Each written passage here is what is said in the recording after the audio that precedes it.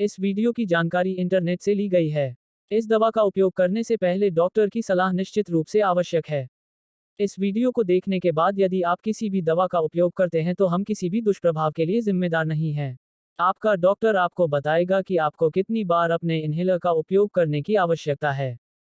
इस दवा का असर कुछ दिनों के बाद ध्यान देने योग्य हो सकता है, लेकिन कुछ हफ्तों के बाद ही यह अपने अधिकतम तक पहुंचेगा। प्रभावी होने के लिए इस दवा का नियमित रूप से उपयोग किया जाना चाहिए, इसलिए यदि आपको कोई लक्षण नहीं है तो भी इसे लेते रहें। यानी अपना काम कर रहा है। यदि आप इसे लेना बंद कर देते हैं तो आपके लक्षण बदतर हो सकते हैं। सांस की अचानक कमी को दूर करने के लिए इस दवा का उपयोग नहीं किया जाना चाहिए। यदि अचानक सांस फूलने लगे तो अपने रेस्क्यू इन्हेलर का उपयोग करें। इस दवा से लाभ प्राप्त करने के लिए आपको यह सुनिश्चित करने की आवश्यकता है कि आप अपनी इन्हेलर तकनीक ठीक से लें, अन्यथा यह भी काम नहीं करती है।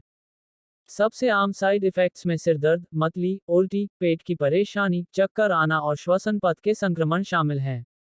यदि आप वहां पहुंच जाते हैं तो इसे लेना बंद न करें, बल्कि अपने डॉक्टर से बात करें।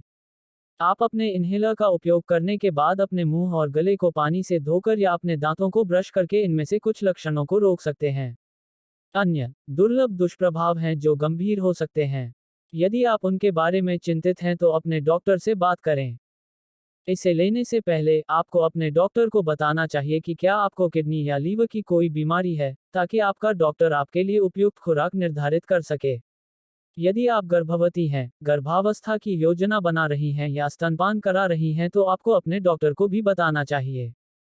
फोराकोट रोटाकैप के फायदे। Chronic obstructive pulmonary disease (COPD) का इलाज। फोराकोट 200 रोटाकैप आपके फेफड़ों में वायुमार्ग को खुला रहने में मदद करता है। यह इन वायुमार्गों की मांसपेशियों को आराम देता है। इससे हवा को अंदर और बाहर जाने में आसानी होती है।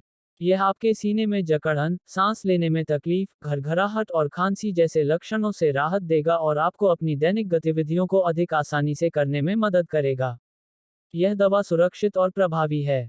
यह आमतौर पर कुछ ही मिनटों में काम करना शुरू कर देता है और इसका प्रभाव कई घंटों तक बना रह सकता है। जब तक आपको अपने डॉक्टर द्वारा सलाह न दी जाए, तब तक इसका इस्तेमाल बंद न करें। फोराकोट रोटाकैप के साइड इफेक्ट। अधिकांश दुष्प्रभावों को किसी भी चिकित्सा ध्यान देने की आवश्यकता नहीं होती है और गायब हो जाते हैं क्योंकि आपका शरीर दवा में समायोजित हो जाता है। अपने चिकित्सक से परामर्श करें यदि वे बने रहते हैं या यदि आप उनके बारे में चिंतित हैं।